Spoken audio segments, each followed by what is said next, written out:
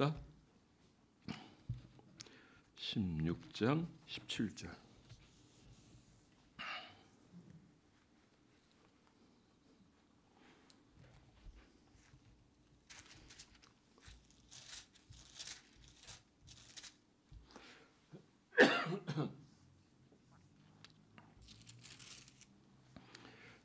(17절부터) (27절까지) 보겠습니다.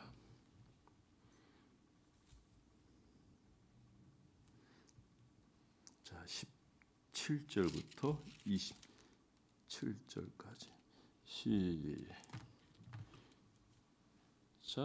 형제들아, 내가 너희를 권하노니 너희가 배운 교훈을 것으로 분쟁을 일으키거나 거치게 하는 자들을 살피고 그들에게서 떠나라. 이 같은 자들은 우리 주 그리스도를 섬기지 아니하고 다만 자기들의 배만 섬기나니 교활한 말과 아첨한 말로 순진한 자들의 마음을 미혹하느니라.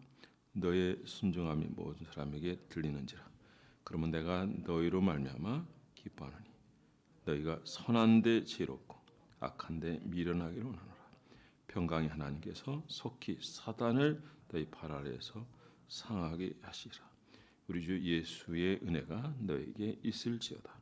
나의 동역자 디모데와 나의 친척 누기오와 야손과 소시바더가 너에게 문안하니라. 이 편지를 기록한 나 더디오도 주 안에서 너에게 문안하노라.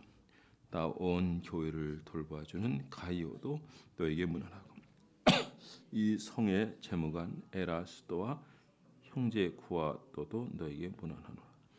나의 복음과 예수 그리스도를 전파함은 영세 전부터 감춰졌다가 이제는 나타내신 바 되었으며 영원하신 하나님의 명을 따라 선자들의 글로 말미암아 모든 민족이 믿어 순종하게 하시려고 알게 하신 바 그 신비의 계시를 따라 된 것이 이 복음으로 너희를 능히 견고하실 지혜로우신 하나님께 예수 그리스도로 말미암아 영광이 세세 무궁토록 있을지어다. 아멘.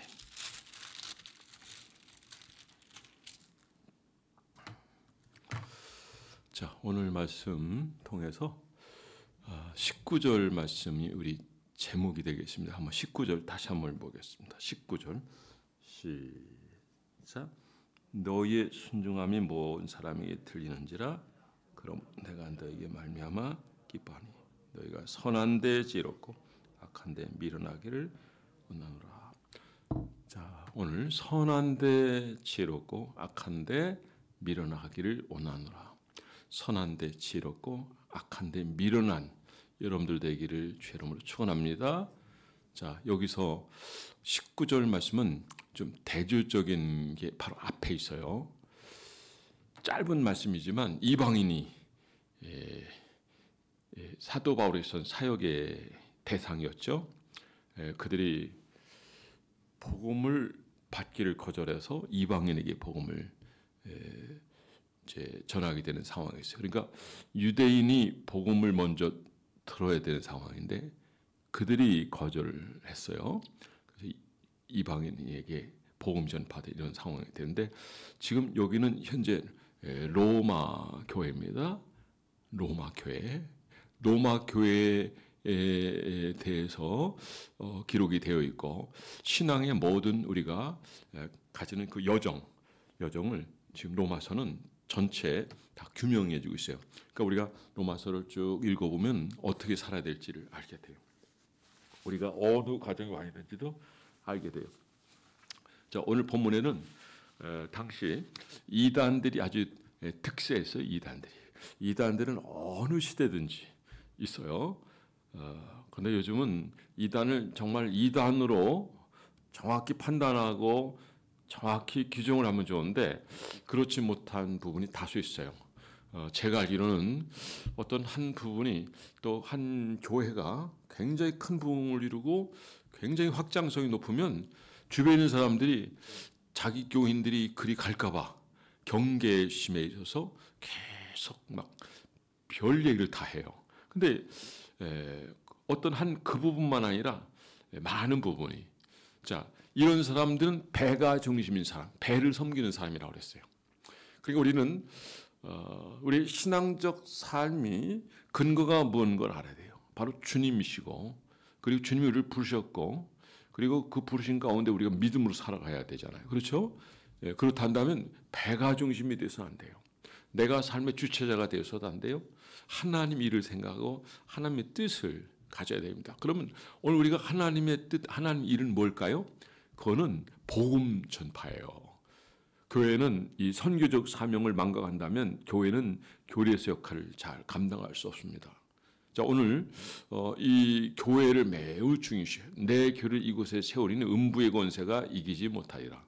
주님이 교회를 매우 중요시해요. 이번에 교단 영성대회가 있어가지고 좀 은혜 좀 받고 나누고 왔는데, 김두현 목사님은 21세기 미래 목회 이런 쪽으로, 목회는 안 하고 공부하시고 또 그런 쪽만 했는데 책만 270몇 권 쓰셨다고 그러더라고요.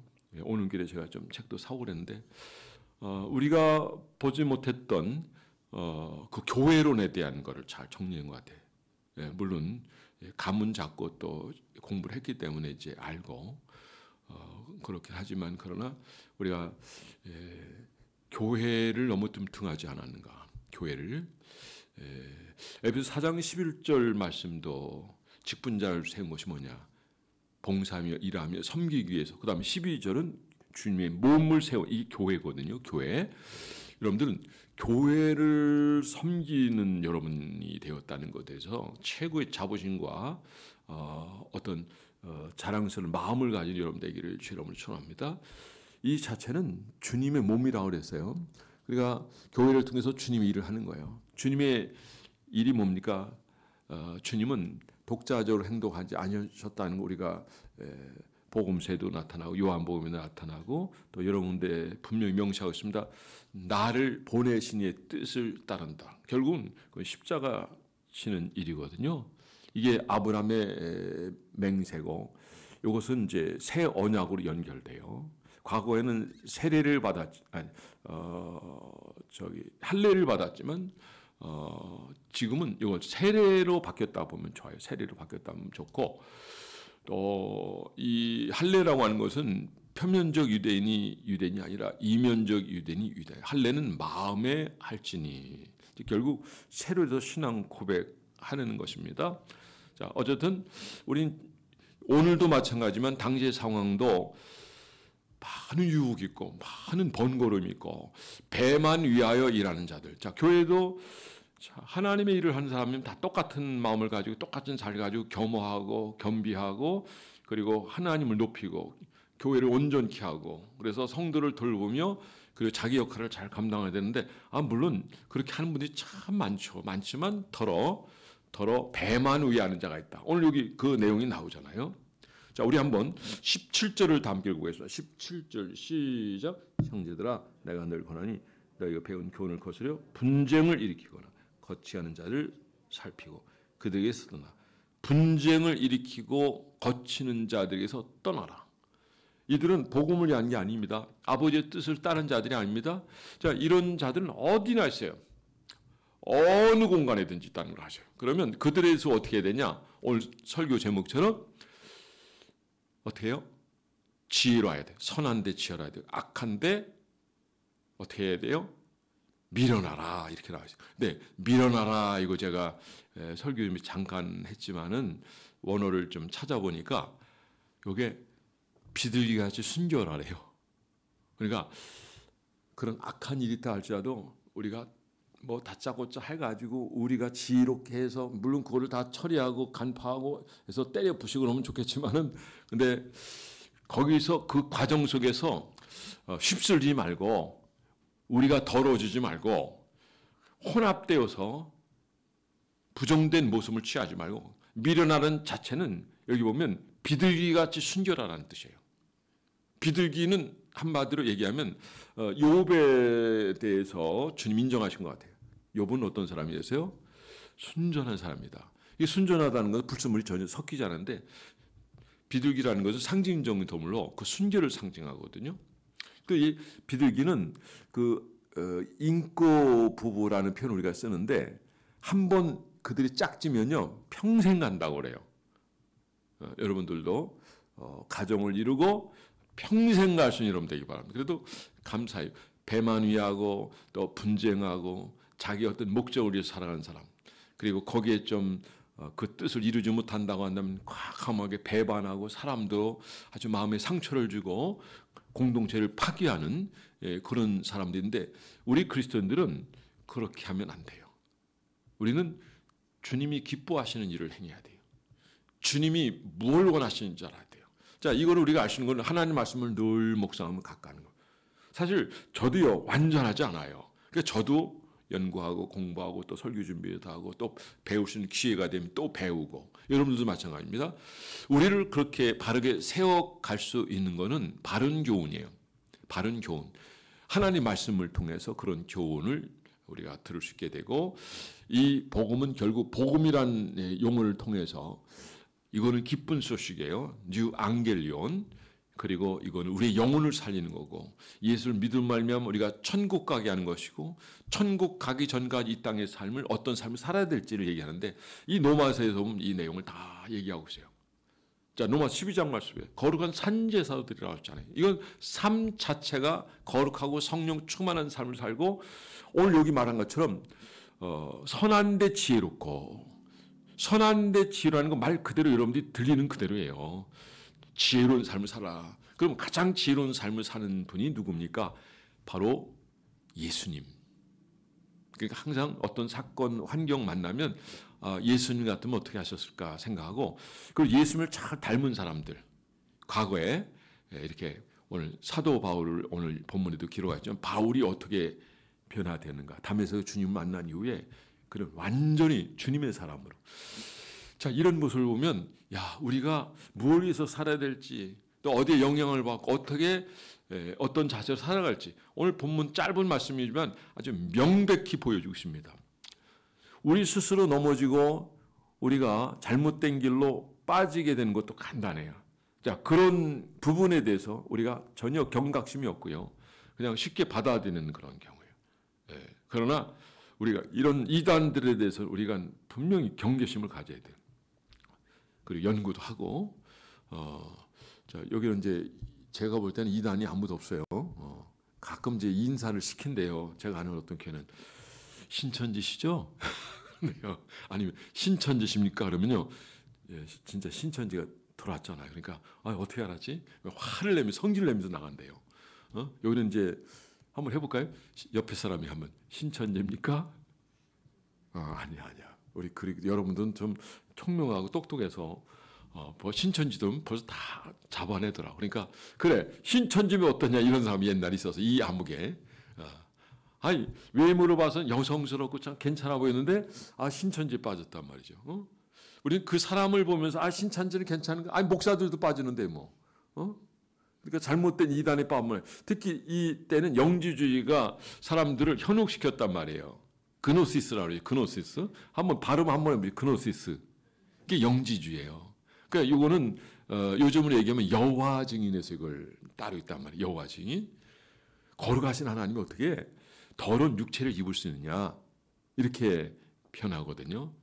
주님은 완전한 하나님이고 완전한 인간이시다는 걸 여러분 꼭 기억하시기 바랍니다. 자, 여기서 지금 우선은 좀 살펴봐야 되는 거는 지금 오늘 이 상황에서 사람 배만 섬길 줄 알고, 그리고 세상에서 악한 모습들이 나타날 때 이건 뭐 우리하고 비슷하지 하면서 그 흐름을 따라 이렇게 살아가게 될 때 우리는 아주 참 불편한 그리고 참 답답한 그런 삶을 살아갈 수밖에 없어요. 그래서 이런 데서부터는 어떻게 하라? 오늘 본문에 보니까 떠나라. 그래서 떠나야 돼요. 떠나야 돼요. 그것이 잘못된 걸 분별할 수도 있어야 돼요. 이단은 이단인 줄 알아야 돼요. 이단이 어떤 의미가 있죠? 한 문자로 보면 끝단자의 끝단. 끝이 달라요. 끝이. 끝만 다른 게 아니에요. 부분적으로 살펴보면 뭔가 달라요. 말씀과 달라요. 그러니까 말씀을 우리가 알면 절대로 이단에 안 빠지거든요. 그럴듯하고 이성적으로도 봐도 상당히 설득력 있고 윤리적으로도 봐도 괜찮아 보이고 또 어떤 면에서는 감동되고 얼마나 친절해요. 그들이요. 그러나 그 배후에는 악한 뱀이 도살인 것 같고요. 모든 걸 다 뽑아낸단 말이죠. 여러분, 그런 착한 자, 배만 위한 자예요. 결국 그런 자들이 그걸 또 만들어내고 뒤에서 얘기하고 사람도 속이고, 그래서 이런 사람들이 가진 종교심을 통해서 그들이 다른 사람들이 모든 것을 영혼까지도 다 빼내려고 하는 그런 자들이 이단적 사람들이고, 그런 자들에 대해서는 절대로 우리가 속아 넘어가서는 안 됩니다. 우리는 이 성경으로 해석하고 성경으로 우리는 막아야 돼요. 성경을 정확히 이해할 때 알아요. 자, 보세요. 여기 오늘 제가 안 찾아보면 미련하게 해라. 그 미련하다. 그 문자적으로 해석하면 어때요? 미련한 게 미련한 거죠. 뭐 다른 거 있어요? 근데 원어를 보니까 지혜로 하라, 순결하라, 뱀같이 순결하라.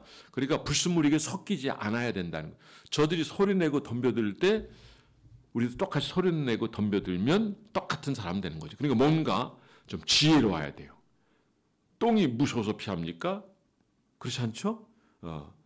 그런 거는 같이 싸우면 내 몸에 묻게 돼, 내 발에 묻게 돼. 그러니까 똑같은 사람 되는 거니까 뭔가 지혜가 필요해. 선한데 지혜롭고, 악한데 지혜로운데 뱀같이 순결하도록, 그렇게 해서 대처해 나간다. 자, 사도 바울 여기서 보면은 사도 바울이 어떻게 보면 거침이 없죠. 그러나 그가 주장하는 것은 분명하고요. 그러나 제 개인적인 생각, 물론 이제 말씀을 전해야 되는 저도요.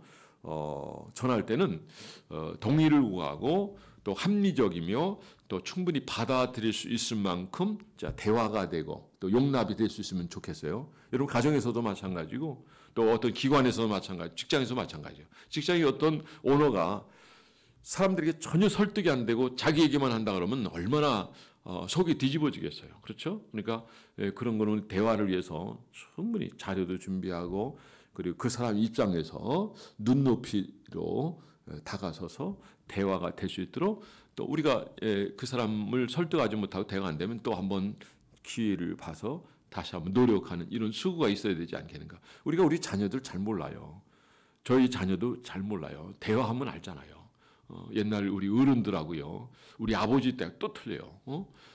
요즘은 그러니까 내가 이렇게 했으니까 너희가 이래라. 그것도 좋은 방법은 아닌 것 같아요. 그래서 그들을 이해하기 위해서 우리가 그들의 눈높이로 다가가는 게 필요하죠.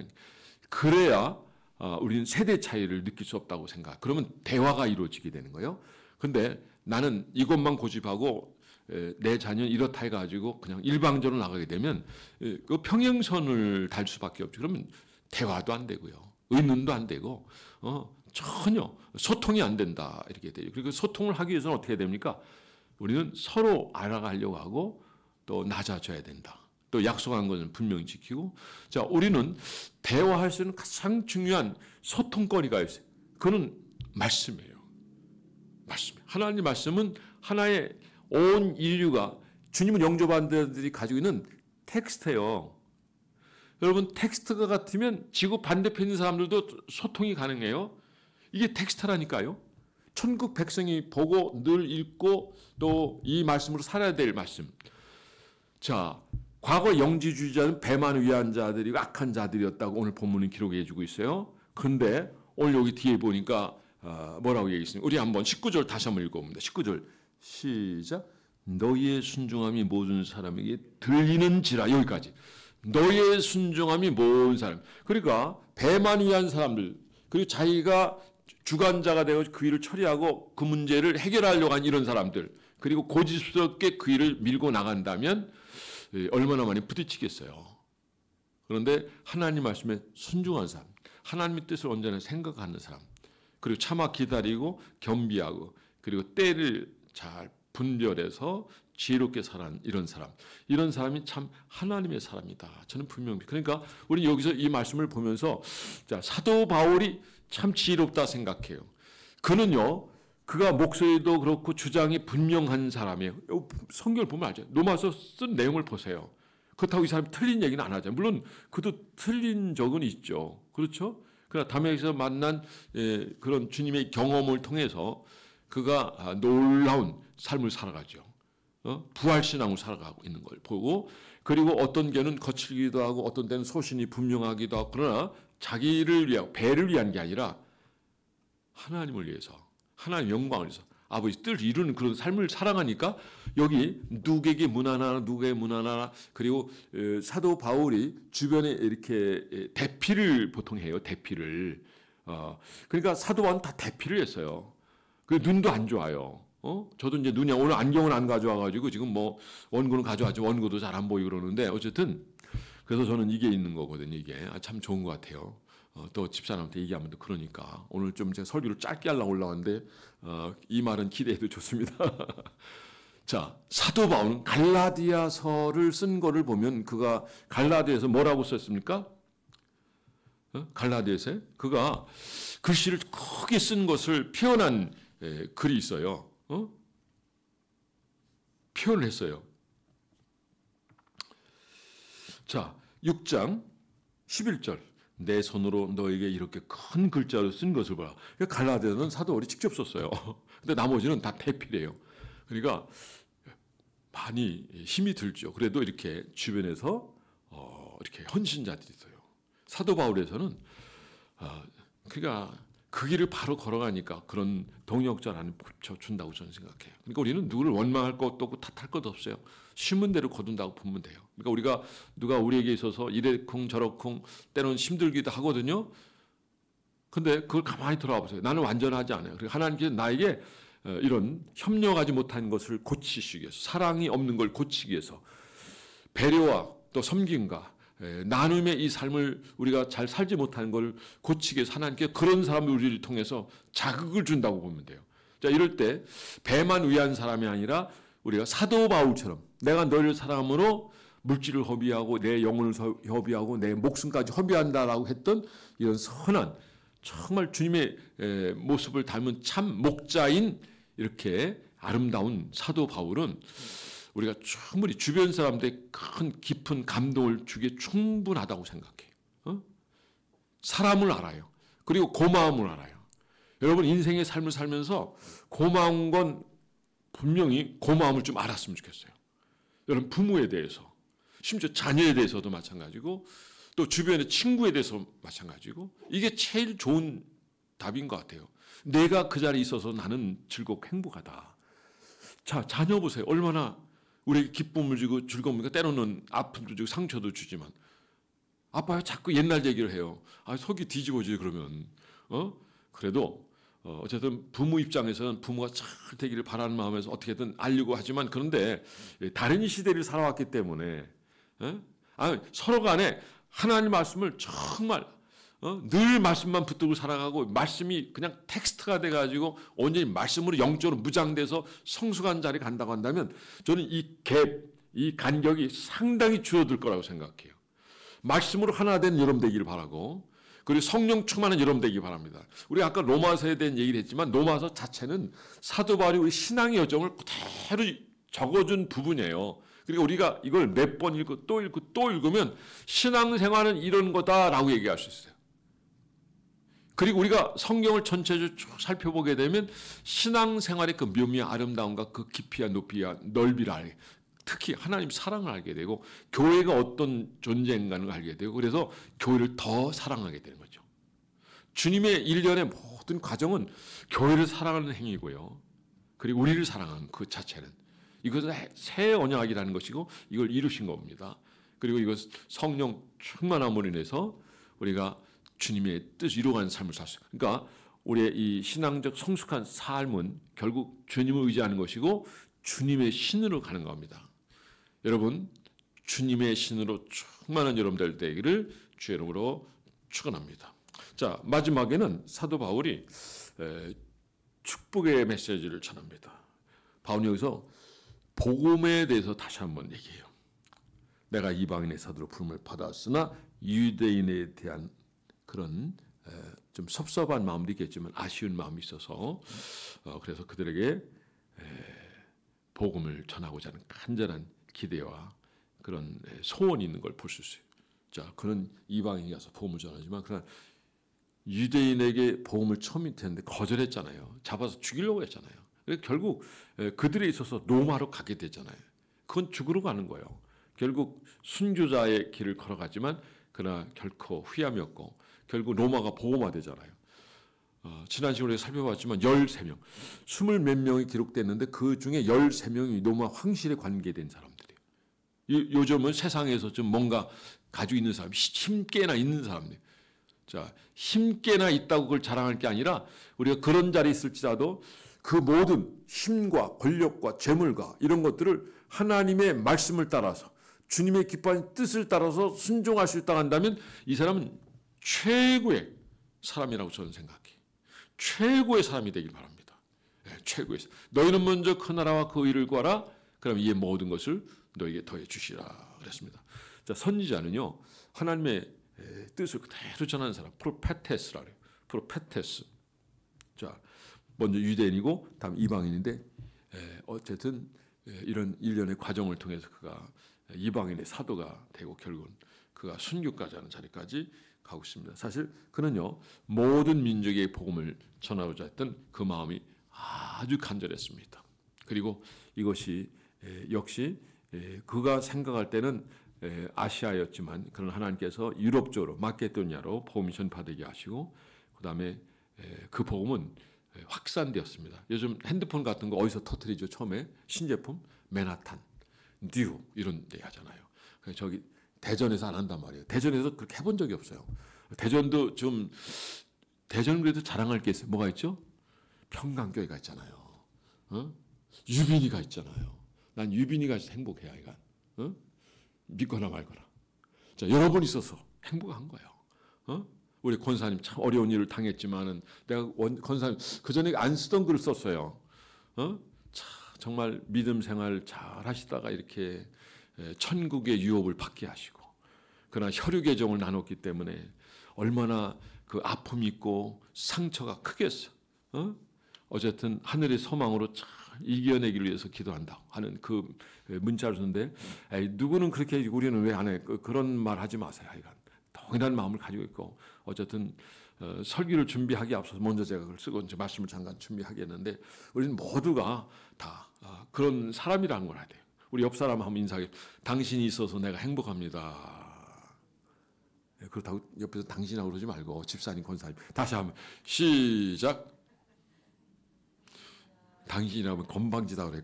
근데 당신이요, 당신이라고 할 때도 있고요. 하나님도 당신이라고 3인 극존칭할 때 당신이에요.